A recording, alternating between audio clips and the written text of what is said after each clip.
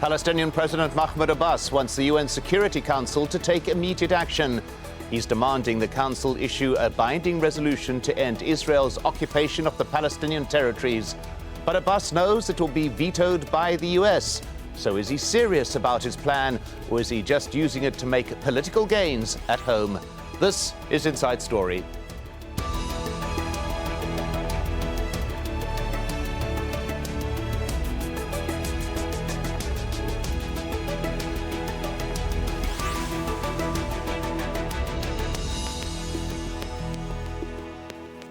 Hello and welcome to the program. I'm Mike Hanna.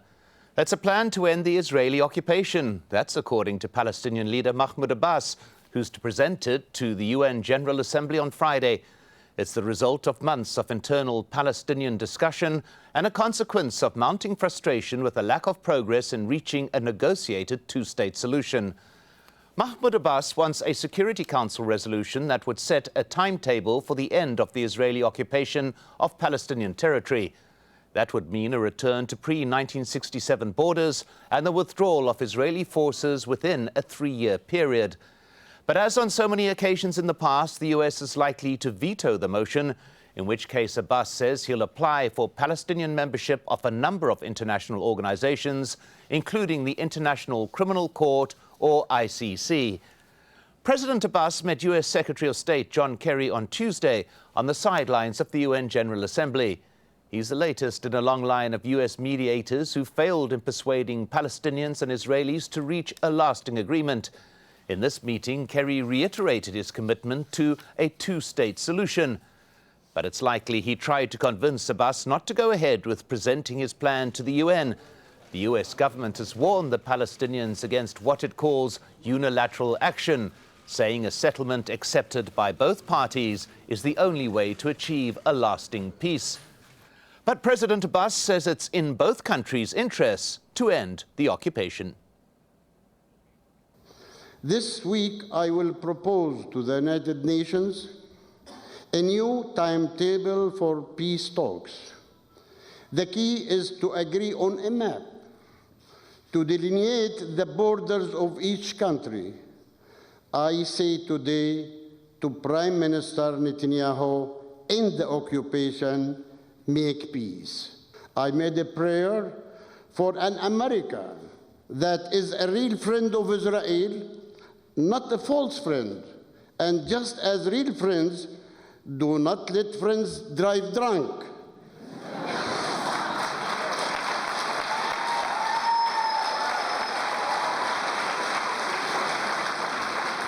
So, too, a real friend of Israel would not let them engage in the widespread killing of women and children, including bombing United Nations schools and hospitals, such as we saw in Gaza.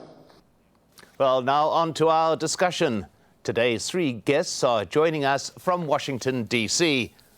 Richard Weitz, Senior Fellow and Director at the Center for Political Military Analysis at the Hudson Institute, Sameh Badawi, contributor for Plus 972 magazine, and Khaled El-Gindi, fellow at the Center for Middle East Policy at the Brookings Institution.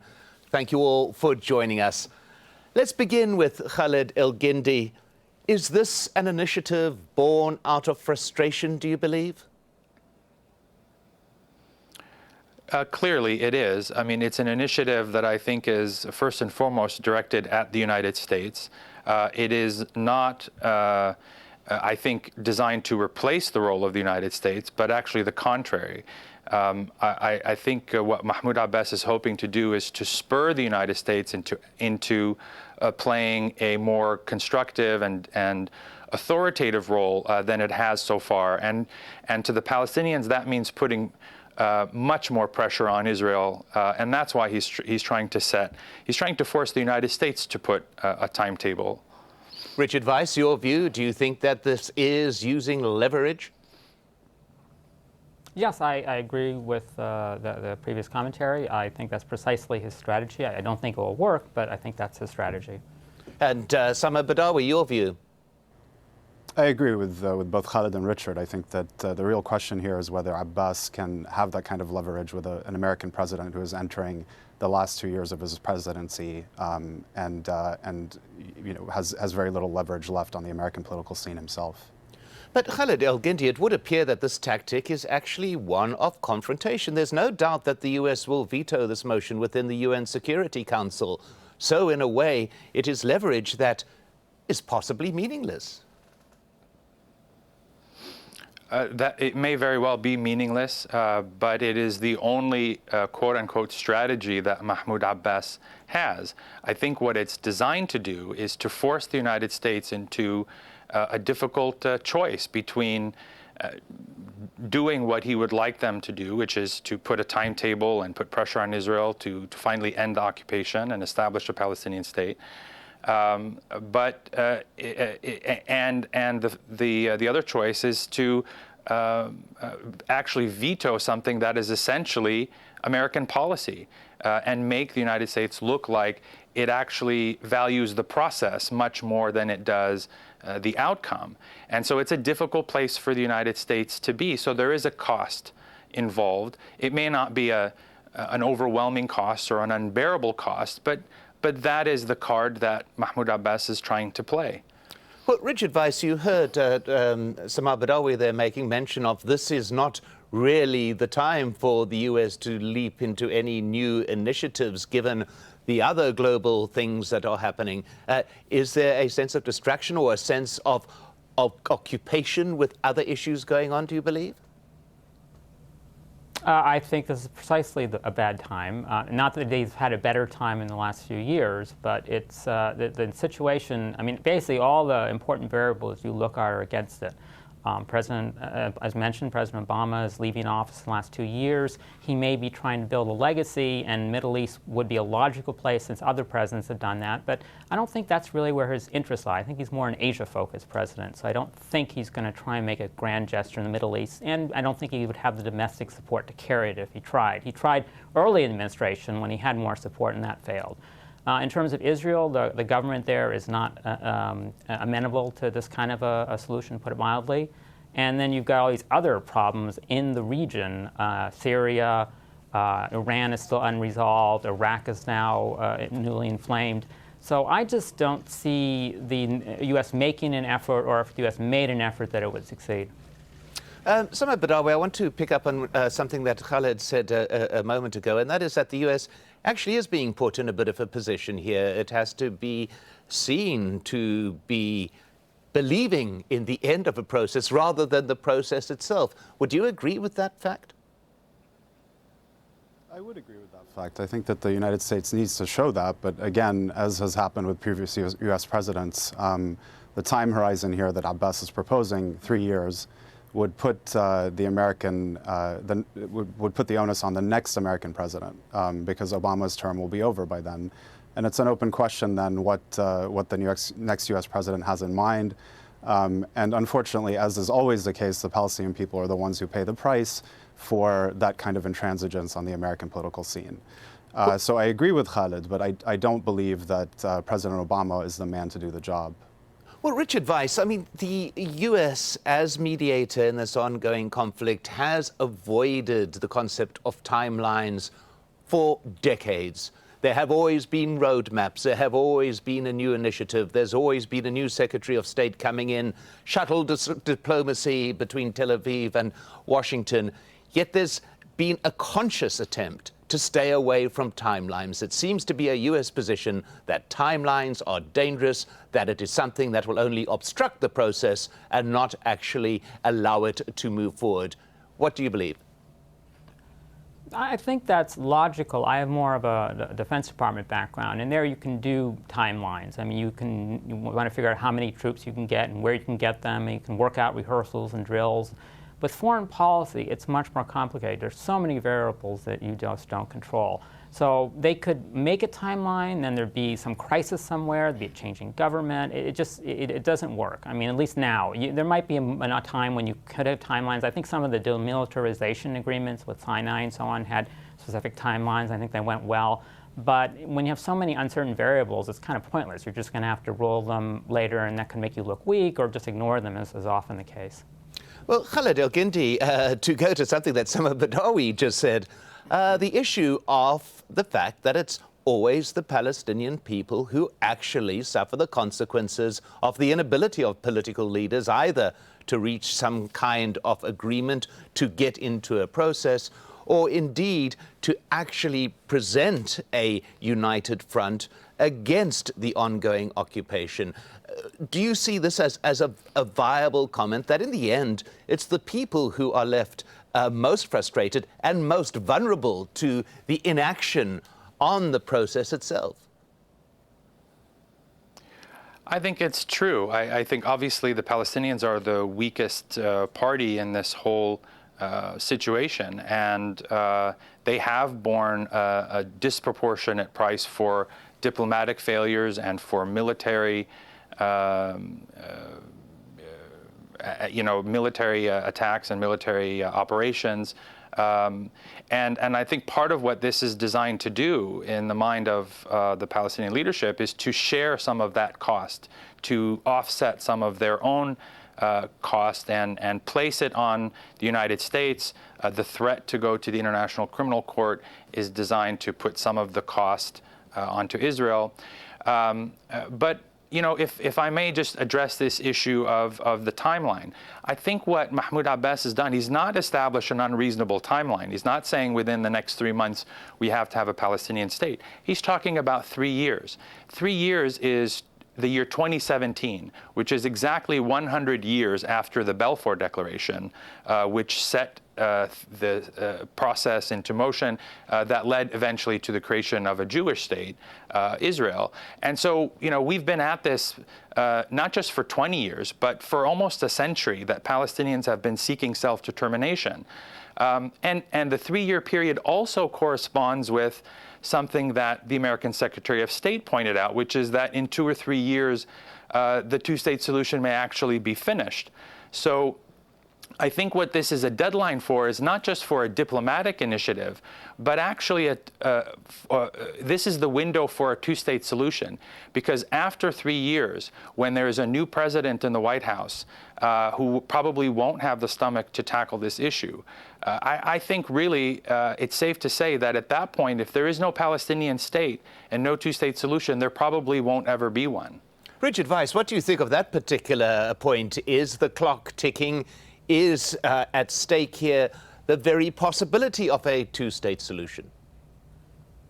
I want to be more optimistic. I mean, I think that it's really challenging for us to know what's going to happen 3 months, let alone 3 years.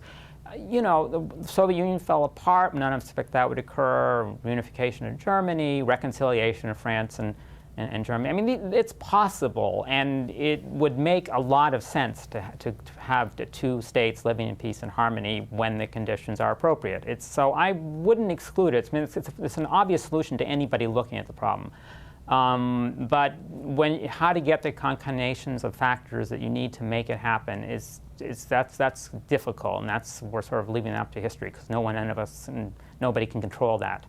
Well, Sama Badawi, critics of Mahmoud Abbas, of which there are many among his own Fatah party as well and within the PLO, some have been contending that this is actually a domestic political move, that of course he is intent on creating the solution, of course he is intent on ending the suffering of Palestinians and all within the region, yet lying behind this as well is very good political motive, very good domestic motivations that are driving this. Do you think that's a valid point?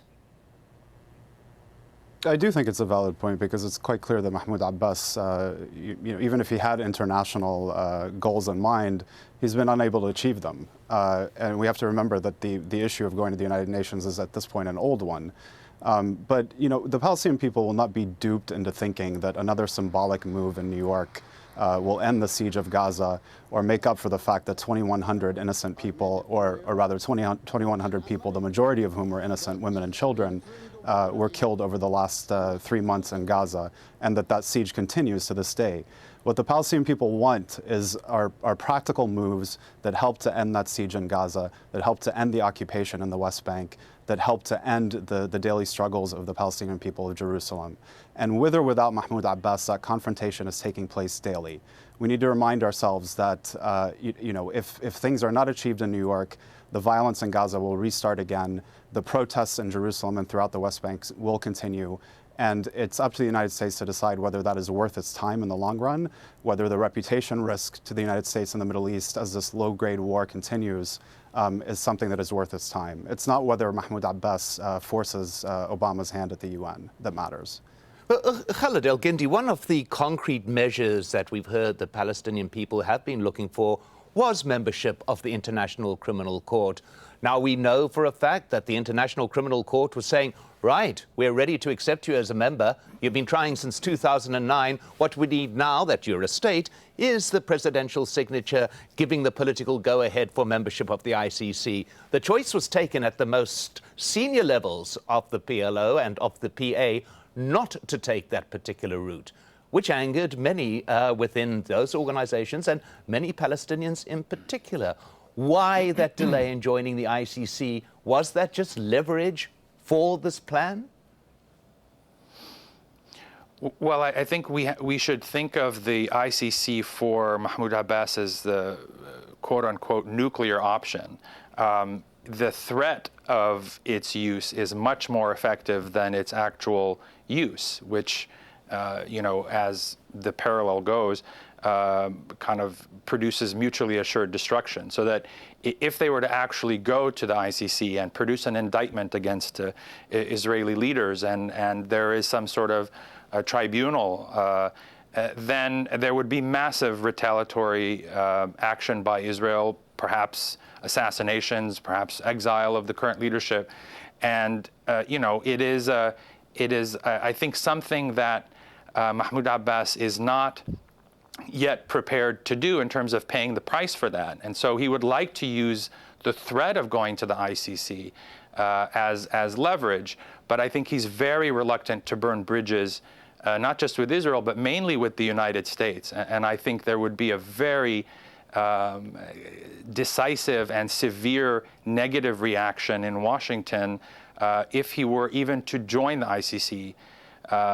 Because that would then start a process in motion that would have to eventually produce an indictment or some kind of action along those lines. And Mahmoud Abbas is still banking on the United States and is not prepared to burn his bridge to Washington.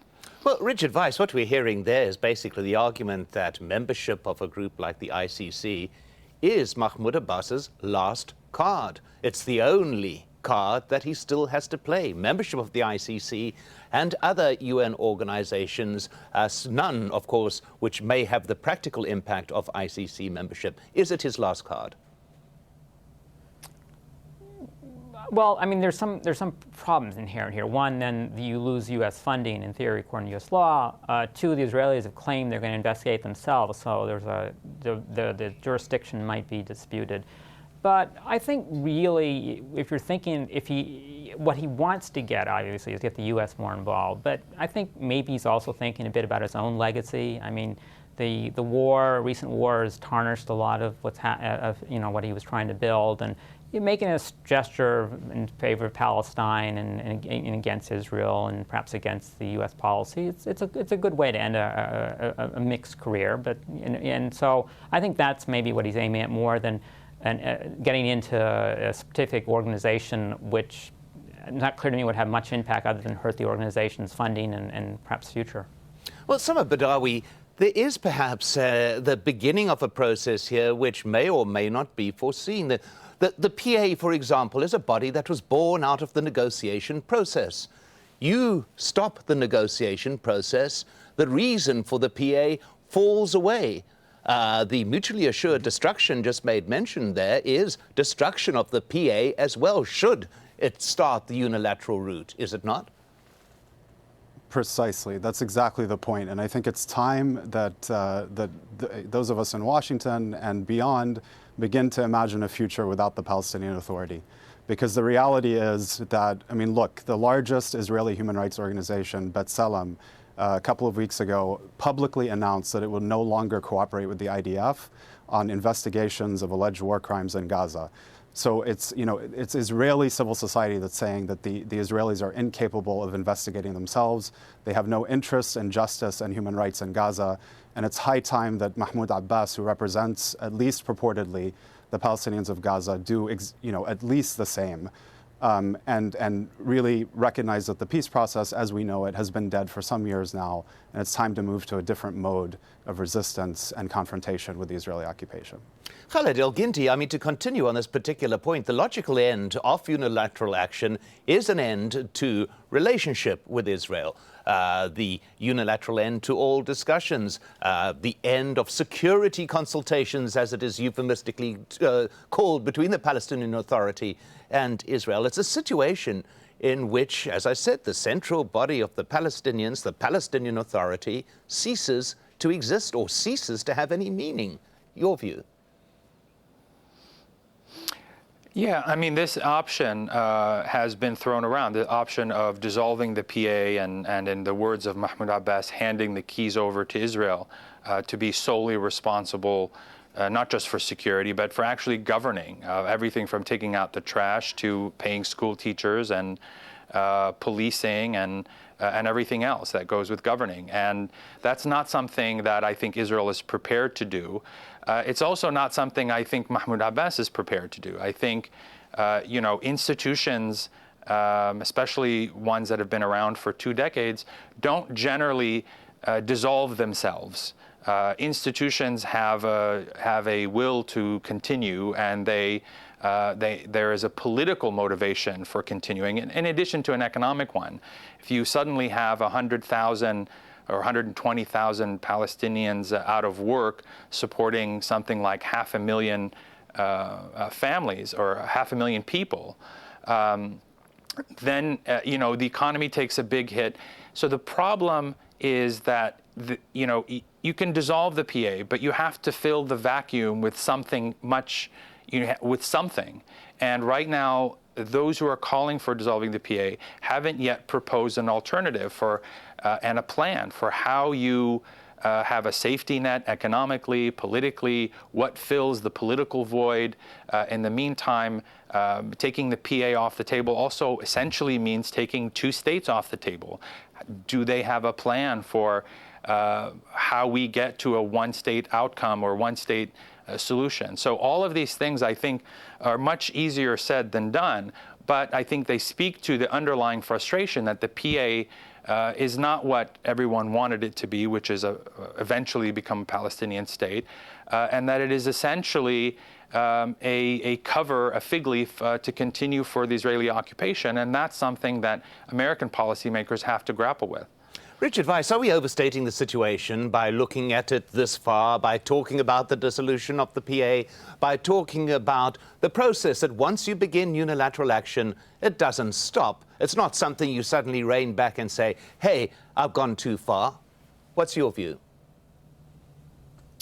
As I've mentioned before, I view this whole process as very variable, so it's hard for me to say if you take one action, you're definitely committed to a future course. That said, at least for the next 2 years, I think no matter what the Palestinian leadership does, you're not going to see much of a change. I just think there are too many factors weighing against them. And beyond that, you can think about different possibilities, different Israeli government, different U.S. government, but I just think at the moment, it would be too difficult for them to achieve much progress no matter what they do. Samar Badari, very quickly, is there going to be progress because of this action, do you believe?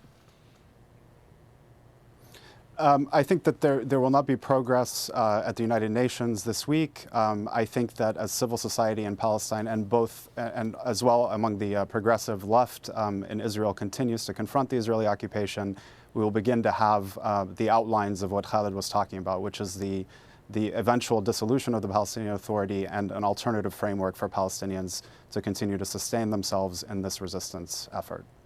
Well, at that point, my thanks to our guests, Richard Weiss, Samar Badawi, and Khaled El-Ginti. And thank you for watching. Do please feel free to add your voice to this discussion. You can leave your comments on facebook.com/AJ Inside Story. We're also on Twitter. Look for @AJ Inside Story. I'm Mike Hanna. From me and all the team, goodbye for now.